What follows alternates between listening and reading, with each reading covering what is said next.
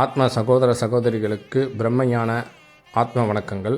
வருகிற ஞாயிற்றுக்கிழமை 6/4/2025 முதல் பிரம்மஞான அஷ்டாங்க யோக வகுப்புகள் நடைபெற உள்ளது.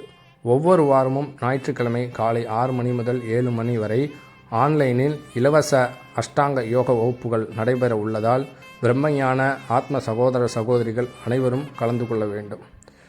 தியானம், யோகம் இது போன்ற எத்தனையோ பயிற்சிகள் நீங்கள் எடுத்திருக்கலாம், எத்தனையோ குருமான்களின் வழியில் சென்று கொண்டிருக்கலாம். ஆனால் பிறப்பு என்பது இங்கு நிச்சயிக்கப்பட்ட ஒன்றாக மாறிவிட்டது. இறப்பு என்பதும் இங்கு நிச்சயிக்கப்பட்டது. பிறப்பு இறப்பு இதற்கிடையே நான் யார் என்பதை உணராது நாம் ஏதேதோ செய்து கொண்டிருக்கிறோம். தியானம் என்பது கண்களை மூடி அமைதியாக இருப்பது மட்டுமல்ல, மனதை கடந்த நிலையில் கொண்டு செல்வதற்கு. நம் துன்பத்திற்கு அனைத்திற்குமே காரணம் எதுவென்று கேட்டால் மனம்தான். மனம் எப்போது துன்பப்படுகிறதோ அப்போதே இந்த உடல் துன்பப்படுகிறது.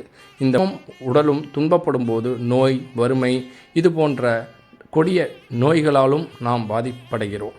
இது நாம் கடந்த நிலைக்கு செல்ல வேண்டுமென்றால் தியானம், யோகம்தான் இங்கு சிறந்த வழி.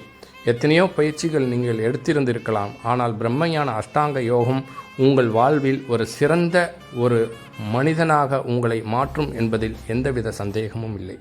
ஒரு மனிதன்தான் நாளை ஒரு யோகியாக முடியும்.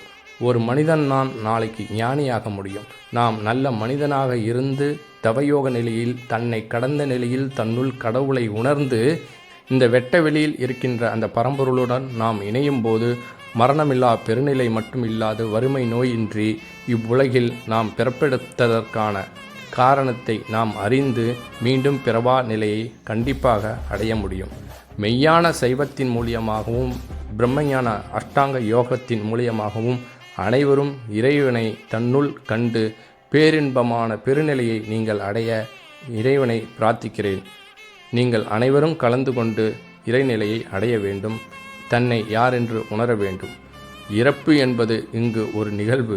அந்த இறப்பு ஒரு சரித்திரமாக வேண்டாம். ஆனால் நீங்கள் யார் என்பதை உணர்ந்துவிட்டு இப்பிறப்பு நடக்குமானால் இறைநிலை எனும் பேரின்பத்தை கண்டிப்பாக தன்னுள் உணர வைக்க முடியும்.